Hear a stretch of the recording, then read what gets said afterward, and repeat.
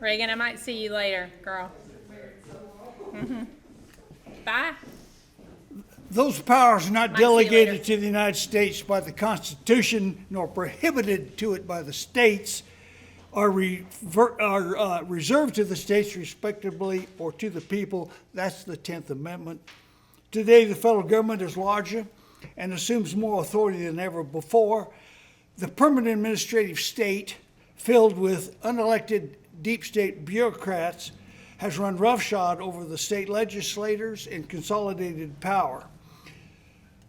The principles enshrined in the 10th Amendment have never been more critical. The states are increasingly the primary battlegrounds. Patriots are needed who will serve in state capitals to fight state and federal overreach and stand against those in both parties whose priorities are seizing political power over respecting the Constitution.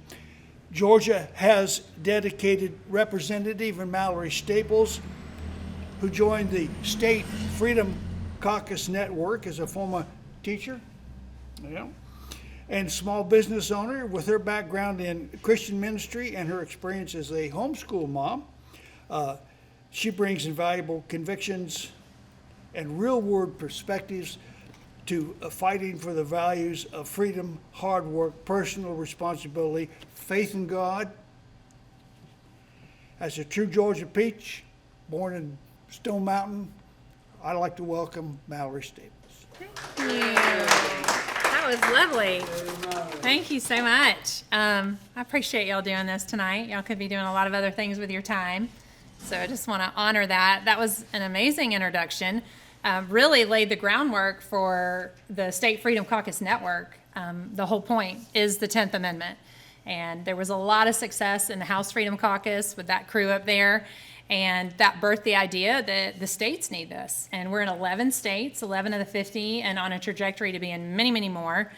We'd love to be in about half in the next 2+ years. So, and they're working hard to do that up in D.C. And boy, did we need it in Georgia. I think most Georgians are under the false impression that we are a red state. We are not. The rest of the country does not consider us red. They don't even consider us purple anymore. They consider us light blue. And I mean, look at our two state senators. I mean, Raphael Warnock is arguably one of the most radical senators in the chamber. But my focus is really on the state General Assembly. So the senators that we have here in the state and in the House. And, you know, I think prior to the Georgia Freedom Caucus coming to Georgia, and Joe and I, we talk about this a lot, most people who served didn't have a lot of accountability. And tons of Georgians don't know who their reps are or their senators, much less what they're voting on and what bills they're looking at and what they're voting in favor of. And when you drill down and you know, I like to say we kind of unscrewed the top of the dome, lifted it off and put light down in where there wasn't any, which is uncomfortable. Accountability's a great thing, but a lot of people don't like that. But it's good for the citizens, and that's really all we care about. We are here to protect the citizens and the taxpayers of Georgia, and the rest is just let the cards fall really where they may. And so we create scorecards and voting records. Like right now, while I was driving up here, we are working to fight several bills. Like yesterday, I had to put out a call to action to fight a Second Amendment infringing bill. And it was really delightful to see. We're starting to see some changes with our Republicans. And we kind of leave the Democrats alone because they are who they say they are. They're not our issue. We're here to be sure the Republicans behave like Republicans. And it was a bill carried by 6 Republicans in the House to give a tax credit for gun safes. For your safety, and everything's for your safety. They will take your freedoms for your safety. And we opposed the bill, and several of the senators did, which was so refreshing, because you have to register yourself with the government to get this tax credit. And one of the senators was like, well, you said there's no list, but it's a lifelong credit. So who's keeping that score? Like, who, you know, and so the Republicans, it was so great. But 6 House Republicans passed this bill. We can't get a bill passed, it died in the House, to stop China from buying our land around our military bases. Our Republicans don't want to, we couldn't pass school choice last session because our Republicans couldn't get on board with that. They voted 3 times to pass student loan forgiveness, which means you, who I don't think anybody paid for your college, you're going to pay for different groups of people to go to college. Right now, we're getting ready to double down in the Public Health Committee. Sharon Cooper, who's a Republican, is carrying a bill that will require taxpayers to forgive college student loans for anyone who's dealing with a mental health illness. And the people carrying the original bill said 90% of Georgians have mental health. So you do the math on that. That's the Democrats. No. 90% are Democrats. With the mental health issues. I was like saying, no, these are all Republican bills. So yeah, I mean, how do you pay for 90% of people's college when you're the taxpayers are like this big? So it's remarkable, really. I mean, we all kind of have to elbow each other and pinch each other when we're down there in the gallery watching and reading all these bills to say, are they really doing this? Are they really doing this? We have a $32 billion state budget. And this year, the surplus, last year it was $6.6 billion they took in above what they needed to run the state. This year it's $16 billion. They've overtaxed us. And let me tell you right now, they have not made one move. We have 7 days left in session to return a single dime of that. So they took in 50% more revenue than they need to run the state. And what are they going to do with it? Spend it. And the head of the Speaker Pro Tem in the Senate, John Kennedy, stood in front of a camera and said, I put it in my newsletter, that they are taking the hard-earned tax dollars that find their way into the dome, like they mysteriously fly in there, and they're going to return them. They return them to the people instead of using them to fund government programs, which I literally almost fainted. I was like, that's actually exactly what y'all did with that money. How could you even say that? So we need new representation in large part. The Freedom Caucus in Georgia is a very tiny group, and they are fighters. They're unbelievable. It seems like almost, I would say 80% of the amazing bills and stuff that are passed that were successful, they're carried by Freedom Caucus members. So, but we need to grow the Freedom Caucus. We need more. We need more true conservatives. And so our metric when we look at bills is if a bill grows the government, the size of government, if it increases our taxes, if it increases regulation or infringes on freedoms, we're a no. And it's funny because that used to be the pillars of the Republican Party. I was speaking in DeKalb County, and a former House rep was like, wait, he was getting kind of excited when I was talking, and I was like, what do you, I just have to let you say whatever it is that's on your heart. And he said, I served, 8-10 years, whatever it was. And he said, and that used to be what we used as Republicans, like the whole party.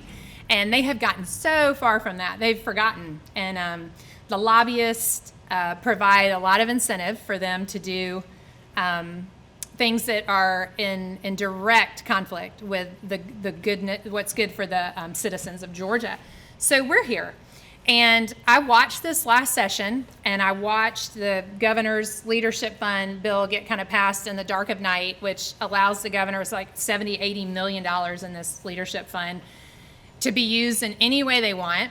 And they fund candidates, and they get the ones that are going to go along with the agenda. And I thought, you know what?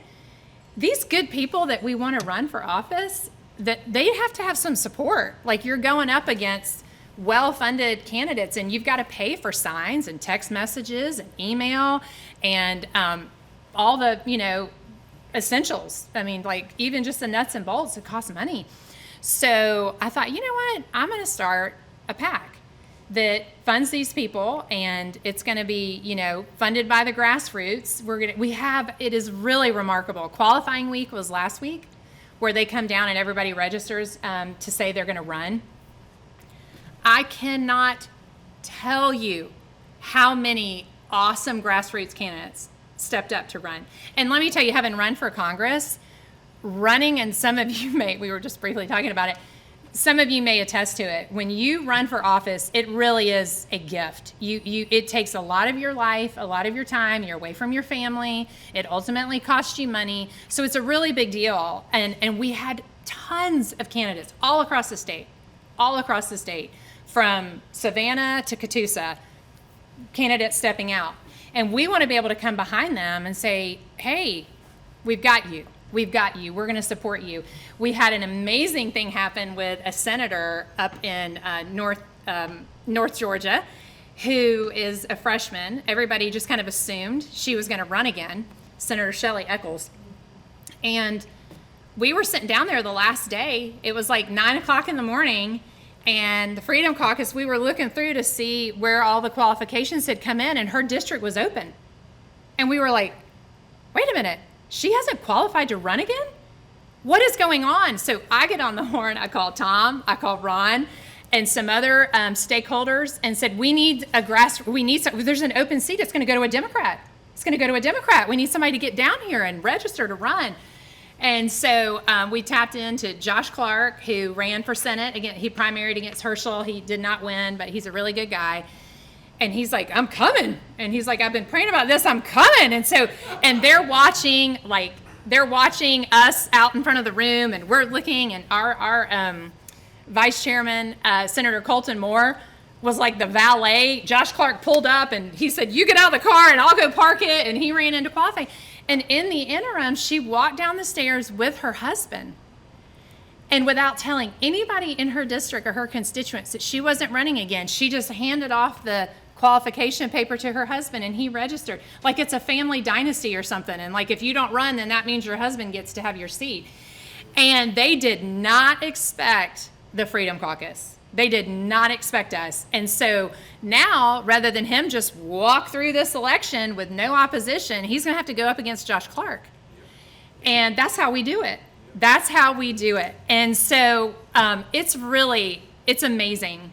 Another senator called me the other day, and he said they wanted our help on this China bill, which we are going to help. We're going to get the grassroots going on that. And he just said, I want you to know you are really moving the needle. You are really making a difference. And when we get everybody on these bills to kill them, which most of what we do is kill bills, because we don't feel like the law-abiding citizens of the state of Georgia need 2,600 new laws every 2 years. At the end of this biennium, they will have put forward 2,600 bills through Ledge Council. And we're here to stop them. And as the caucus gets bigger, we'll be able to, put out more. But when they're not working and passing bills, we're like, yay, they're not passing legislation. Because, we all know at this point, as an illegal, you can cruise right into the state of Georgia. You don't have to abide by any laws. You can get a money card and an education and all kinds of stuff. And you're good. So we're like, get back up off the backs of the citizens and the taxpayers. And so we are definitely a filter and a blockage for legislation. And we are very successful at doing that. Most of the time we win, because when I send out my newsletter or a call to action, it's a grassroots, it's like a contagion, and it goes out. And so our stakeholders in these areas get my email, and they send it out to all their people and their people and their people. And I go on social media, hey, we need you to call Sharon Cooper. We need this bill to die. It's a problem. It's a real problem. And people do it. We don't think the taxpayer should have to forgive college loans for everybody with a mental health issue. I can't even imagine the billions of dollars that is. I really can't. And you're already overtaxed. They took 50% more money than they needed, and they're not giving it back. Last year, they kind of, gave $2 billion of it back in a tax credit and a property tax credit. But I travel all over the state talking, and I have yet to find anyone. I'm curious if anybody in this room got their check back last year over your tax credit. Did anybody get it? Okay, so I've yet to go into a room where anybody got their tax credit. So I don't know what happened to that $1 billion, but I'm sure it got spent on some crazy government program. So it's really fun. It's a delight to get these calls from these grassroots candidates and hear their stories and just shoulder up with them, which is what we're doing. But they do need money. So we roam around with Tom and Ron and myself, and we raise money. We don't, we just do it grassroots style. And it makes a huge difference already. We're waiting to find out about one House seat a young man is running in that was a special election. C.J. Pearson's race is today. So we're waiting to hear. We had the honor of supporting him, and the president loves him. It was kind of like the governor versus President Trump in that race as far as the funding goes. But the only way to tip Georgia back away from full-blown blue to at least move us into purple and into red is getting good people that are principled to go down there and vote no. I say all the time, let's see, on crossover day, I said, let's see if our representatives can use their red button. No, no, no, no, no. And I tell these legislators, when in doubt, don't. If there's anything in a bill that you are not comfortable with, you vote no. And so if you train leadership to say, okay, we're not going to just pass this because you shoved it down our throats on crossover day, they'll quit doing it. And a lot of the representatives, y'all would not believe how many reps say, I didn't even get to read the bill. I didn't read the bill. I had on crossover day, the House alone passed 75 bills. That's not into law until the governor signs it. But 75 bills, and it was like 10 hours. And their heads are spinning. And so we need brave reps that will say, nope, I'm not going to do it. Nope, it's a no. I mean, we'd pretty much be delighted, with the exception of maybe like 10 bills, if they voted no on absolutely everything. But everybody votes yes on the budget, which is a problem. I mean, government does not atrophy when appropriations is on full blast. And when I tell y'all, I could stand up here all night and tell you the things that you're paying for, and you would probably start crying. It is not stuff that you agree with. We are not a welfare state. You know, I grew up with Reagan, and I say this all the time, I'm a Reagan baby, and I agree with what he said. The 9 scariest words in the English language are, I'm from the government, and I'm here to help. When we fought mental health last session, I testified at the Senate subcommittee meeting and the Senate committee meeting. I said, you guys are Republicans. Why in the world do you think the government can't deliver our mail? Why do you think they are best equipped to take care of our most vulnerable citizens, those people with mental health issues? I said, would you want to take a family member and drop them off at a state hospital? Or would you like to take them to get private health care? I mean, it's such a no-brainer, but these Republicans just go down there and just check out, like logic checks out, which is why it was so fun to watch the Senate Judicial Committee hearing. And yes, I did just say it was fun to watch that. I know, total nerd. But it was so fun to watch them say, okay, so you just said that this record would be a lifelong record, but you just told us there is no record. I mean, you know, it was so great. It was Tillery and Anna Vitarte and Brandon Beach. Pushed back. I mean, Brandon Beach was literally like, this is like the worst bill, and I'm so sorry, I'll never vote for it. I was like, that's so great. Can everybody, you know, it's like courage is contagious. And so the more leaders we have in there that believe what we believe, that we want the government out of our lives, per the 10th Amendment, we'd like, you know, the state, we don't want the federal government here, protect us against the federal government, and we want a very, very monitored state government. Then we wouldn't even have to be down there all the time because our representatives would be, I don't know, representing us, and it would be amazing. So the Freedom Caucus thus far we're the ones who stood up to Fani Willis and her political persecution of these 19 people. Colton and I were at the airport, a month or so ago, filmed the illegals coming into Hartsfield that everybody said weren't happening, and now we know it's 1,000 a day. We had another video, it was 1,000 illegals a day coming in. The estimation, I'm trying to think of I know we've gotten hard data that there's 1 million illegals in the state of Georgia. So to put it, when you start thinking about elections, 7 million people are registered to vote legally in Georgia, and there are 8 million people on the voter rolls.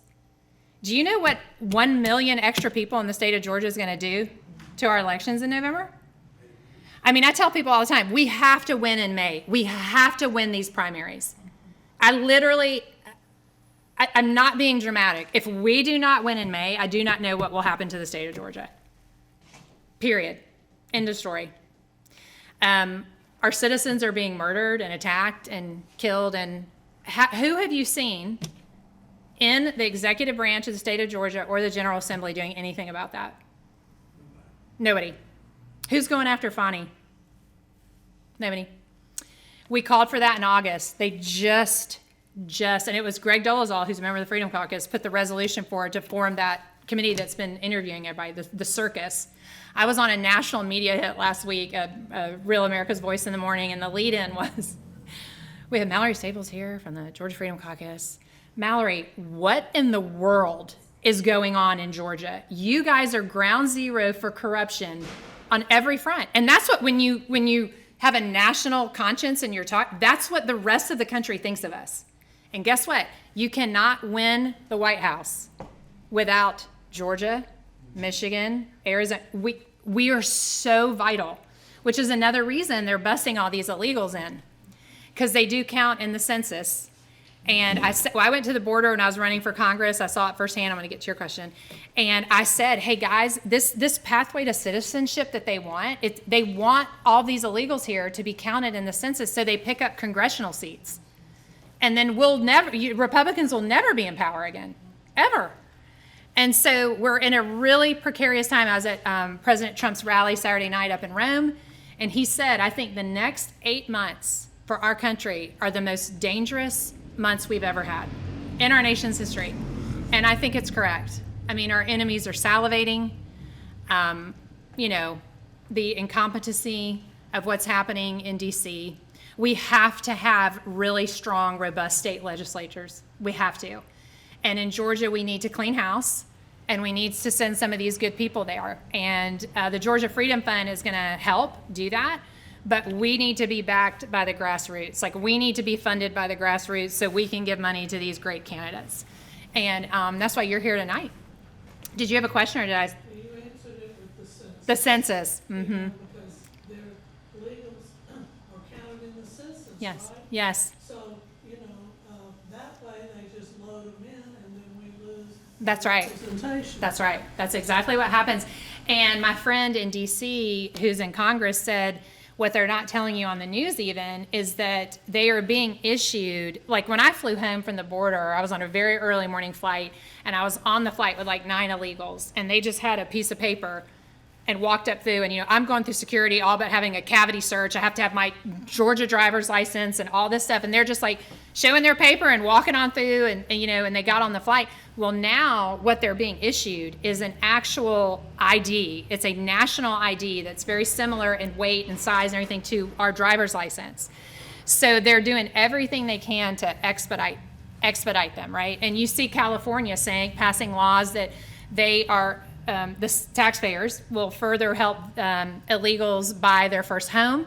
Now they're saying the taxpayers are going to have to pay for legal counsel. They're putting legislation forward to represent these illegals. And by the way, illegals, I mean, they've broken the law. And we're here obeying the law, and our Republicans aren't even protecting us from this down under the dome. So it's just not okay. It's just not okay anymore. We've got great people, and we need to get them across the line. And we would be so honored to have your help in doing that. Joe? Yeah, I just want to say that I think Mallory Staples, in 40 or 50 years of conservative politics, she's the most impressive person I've ever met. She's going to every county in Georgia and building an army of conservatives that are going to put the pressure. Most of our politicians don't do a damn thing. They just sit there and people don't know what they're doing. Mallory is going to find out what they're doing and tell us we need to replace certain ones. And most of them need to be replaced. Most of them do. Most of them not be. Yeah. We need to quit 90-something% of them. We need new people that'll put the taxpayers first. And I would vote for this lady to be president of the United States. I think she's the best leader we've ever had. Oh, thank you. Thank you so much, Joe. I told Joe, you make me feel like I could actually do it. I mean, he's just such an encourager. You're one of a kind. 1 in a million. 1 in a million. So yeah, it's worth it. What I have found, almost without exception, is that once people understand what's going on, they are compelled to take action. Whether it's making the calls, writing a check, doing whatever. If we can an educated citizenry is a very powerful citizenry. And I put a meme up on social media the other day. You may have seen it. It was, it's like an ocean view, and there's this shark, and there's this huge fish eating the shark. And when you look more closely at the fish, it's all the tiny fish together. And it said, if the people can understand this, what is represented here, there will be no more tyranny. And so that we are that powerful. We can do it. We can turn all these seats, and everybody needs to get out and door knock for these candidates and make phone bank for them. You can do it from your PJs. You don't even have to leave your house, make calls for them. But the people that are in power under the dome unequivocally feel entitled to everything that you have. Yeah. They feel entitled to everything that you have. Every dollar you have, your property, your guns, your so-called rights, your children, the future, their hearts, minds, and souls. They feel that they are a better manager of those things than you are. And if they are unstopped, they will be successful in taking all those things. And this is also on a national level, but no more so true than under the dome. Yes, ma'am. I think that I've talked to a lot of people, even in conservative groups. The people don't care. They just don't care. And I think that they do care. I've talked to people if they're explained properly. And a lot of people think there's nothing we can do about it. So you get that. But if people are explained enough, if you take the time to explain it, and I'll admit I don't understand it. So if you take time to learn it and explain it, people do care. They do. There is hope. Yes. And that's the biggest message. That is the biggest message. I mean, the fact that there are these great people all over the state stepping out is the most encouraging thing ever. And you know, it's in our national DNA that the few fight for the many. I mean, in the Revolutionary War, I think 10% of the citizens fought. 3. Thank you, sir. So, tiny group of people. Throughout history, you see that. The few fight for the many. And I'm okay with that. I'm okay. I mean, I want my kids to see that. I want them to see, like, I'm away from them tonight, and I want them to know that their freedom is important enough to do this. And the people that don't care, there's a level of apathy to some degree. But what I have experienced is that the left made a very fatal error in judgment. And when they went after people's children, and now their money, you're getting two subsets of people that are very, very, very engaged. Because there is a fierceness in a parent, it's primal as a parent, as a mom. And they are definitely after our children, whether it's human trafficking, sex trafficking, woke ideology, transgender surgeries, you know, DEI, SEL, CRT, CSE, all the alphabet soup. They're abortion, coming after the kids. And then now they're literally transferring wealth at a historical record. I mean, they have all but obliterated the middle class, like completely. So there's a financial component that people don't have to know the inner workings. If they can't feed their family, they're going to fight, right? And so over 50% of families in Georgia are having to decide whether they buy medication for their children or they feed their children. I saw a report the other day. You're talking about something we haven't seen in a very, very, very long time, and financially, and with no end in sight. We just keep printing money. We just keep printing money and spending money, and you don't have to be a rocket scientist or a political science major to know that you don't print money and spend your way out of inflation. It doesn't work that way. And so we've got to correct, and it's going to take brave leaders to do it who say, you know, I'll take the heat. I'm okay. I'll be the lone man. Because the good news, too, is in Georgia, the margins are so much tighter. Like, even though we have the Republican majority, it's only like 8 votes. So a handful of people can stop something. And like, that's what we saw on this terrible AI bill, First Amendment encroaching free speech bill that we killed. Not killed, but we are going to kill. I've been told it's dead in the Senate, but the House passed it. But we had 22 no votes. And often in the House, it's just our chairwoman is like the only no vote. She's the only one. And we had 22 no votes. That's impressive. We had a governor's floor leader vote no. We had committee chairmen vote no who report directly to leadership because it doesn't make sense. Like, it's a problem. They said the bill scared them. It scared them. So, which it basically, it elevates from defamation. If somebody puts something up on the internet about you that's not true, that you can sue, which we have defamation laws already. You can do that. But it would elevate it in certain circumstances, and the umbrella was like this big, 90 days prior to an election, to a felony. And you could go to jail for 2 to 5 years if the Board of Elections, if somebody filed a complaint and the Board of Elections ruled that you put up something that was disinformation. I mean, you're landing yourself in jail. I don't know what else sounds like a police state more than that. I mean, we have the First Amendment here. So anyway, but it was very encouraging that we had 22 no votes. So we can do this. We can absolutely do this. By the end of May, Georgia could be headed in a totally different direction than it is right now. And that's amazing for our kids and for the next generation. That's absolutely amazing. So, yes, any other questions? Tom? Okay, first of all, I to your earlier point, I want to congratulate Noreen Canner, who stepped up, even run not an open seat, but a challenger. Yes. To send a message to the district and send it to the Capitol that there are conservatives that want to win or lose. Yeah. But they're sending That's a right. message. Yeah. I have decided in the next cycle, I'm going to challenge my state rep just to and I don't want to win. Mm-hmm. But Just to hold them accountable in the hold them public square. accountable That's right. on their terrible voting records. That's And right. if we could do that across the state, Yes. you will have such a change of heart. That's because they right. know, my grandfather had a great saying.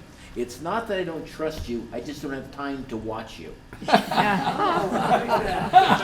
love it. What if we didn't have to watch them all the time? So my point is if they know that everybody's watching, That's right. they become different people. They absolutely do. And when running becomes uncomfortable, which you're going to provide an uncomfortable environment for your House rep to run, it's not as appealing.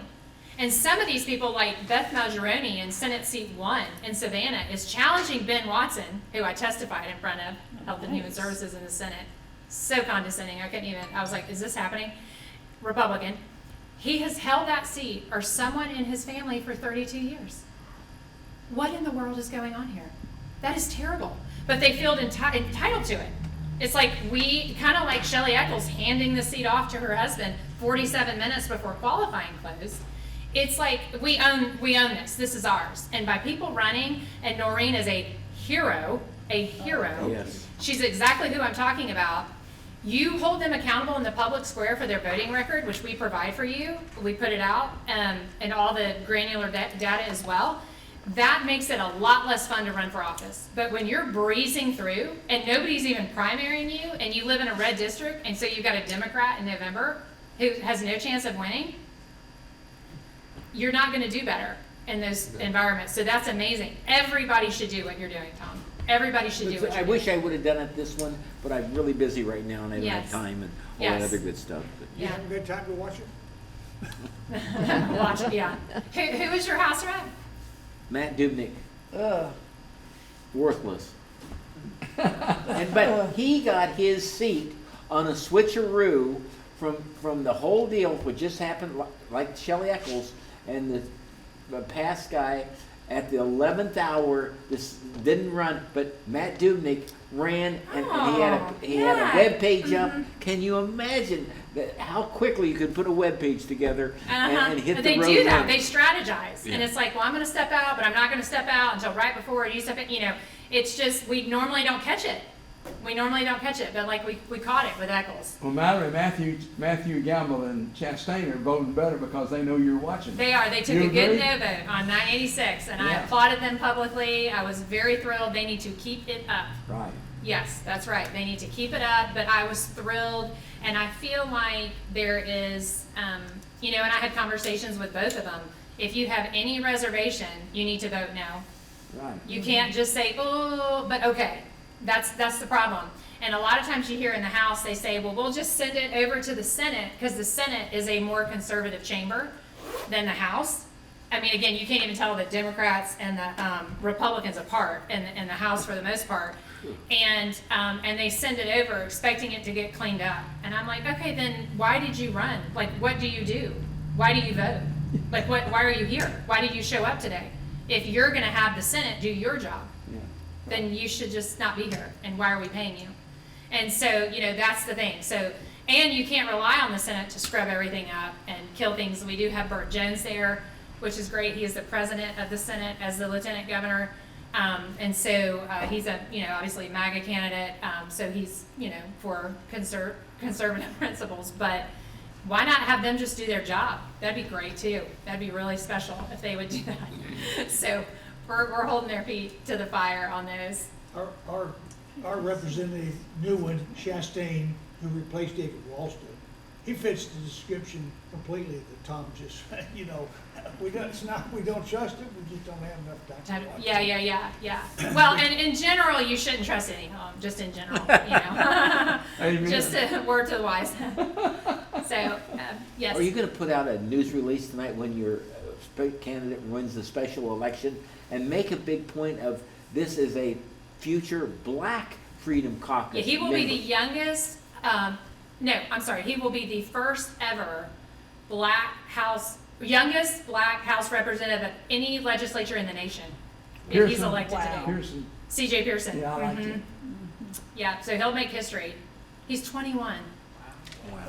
Yeah. He's good. Wow. He is good. He's a little dynamo. Very Yes, good. ma'am. I want to ask 2 questions, and I apologize because I came in late, so if we're going over it again, I apologize. No, you're fine. Number 1, how can we help you? Number 2, what about election integrity? Yes. I did just get word last night that 3 of the election integrity bills we think are going to make it out of committee and to the floor of the Senate, which would require ballot image to be unsealed so that you have some level of accountability. So that was good. We've got to clean up our voter rolls, and we've got to do it very, very quickly in Georgia. So that's always a press on the Secretary of State's office as well as your representatives. We need to be ballot harvesting, ballot chasing legally. Turning Point USA is, I think, doing the most robust work on the ground in the state of Georgia. And I'm actually going to put Orion Roy's contact information in my next newsletter so that people who want to do that and get trained and get on it can do that. We need you to donate to the Freedom Fund so we can get these people across the finish line. And then if you would subscribe to my Substack newsletter, that'd be amazing, because I will give you the calls to action. We will give you the bill breakdown, tell you our position, tell you who to call, provide the phone numbers, who the committee heads are, and all the things. We want to make it as easy as possible for you guys to engage in a really impactful way. And we like y'all to engage at the committee level. That's when we're most effective. But we pull it off on the floor as well. So all those ways right there would be great. And, which you're probably already doing, but talk about this with people. Share with them what's happening. Do you like your money? I mean, what if you had paid 50% less taxes this year? I mean, that's a real difference, that kind of gets everybody engaged, But they're coming after it so fast. We have fought more First Amendment and Second Amendment bills, and stop taxing, just constant, stop spending. I mean, those are probably our 3 biggest initiatives each session. So any other questions? I know y'all probably want to go eat dinner. Getting on that time. Yes, getting on that time. Such a Southern way to say that. I love it. Well, we don't want to get above our raisin here, so. Yeah. Another good one. Well, thank you all so much. GeorgiaFreedomFund.com. You can go there. Credit cards. There's a address for checks. You can give me one. Tom and Ron are always available to take funds. But I promise you, we take stewardship very seriously, unlike our government. And we'll put that money to good use and hopefully bring you some freedom fighters, more Noreens. But just keep watching, because we're doing it. We're doing it. We have events like this every week from now until May 21st. We will go hard. I know I'm waiting for session to end so I can donate, all my time to the PAC. But we're multitasking right now, aren't we? Yeah, we're multitasking. All right. Well, thank you so much. I will be here for a minute, and I'm happy to answer any questions.